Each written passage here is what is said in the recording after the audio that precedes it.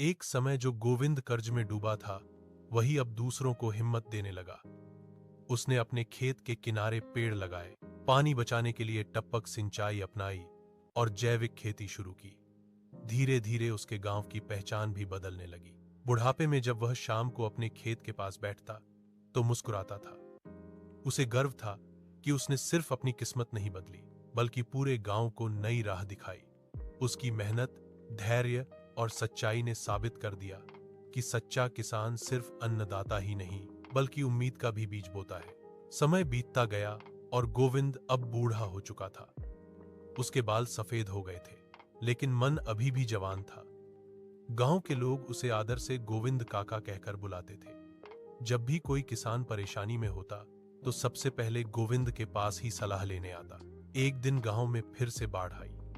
कई खेत डूब गए और लोग निराश हो गए। गोविंद ने सबको इकट्ठा किया और कहा, प्रकृति हमें परखती है, लेकिन मेहनत करने वालों को कभी खाली हाथ नहीं लौटाती। उसने सबको मिलकर टूटे बांध ठीक करने और फिर से बीज बोने के लिए प्रेरित किया। उसकी हिम्मत देखकर पूरे गांव में नई ऊर्जा आ गई। कुछ साल बाद सरकार की ओर से गांव को आदर्श कृषि गांव का सम्मान मिला। उस दिन मंच पर गोविंद को बुलाया गया। उसने पुरस्कार लेते समय कहा, यह सम्मान मेरा नहीं, हम सबकी मेहनत का है।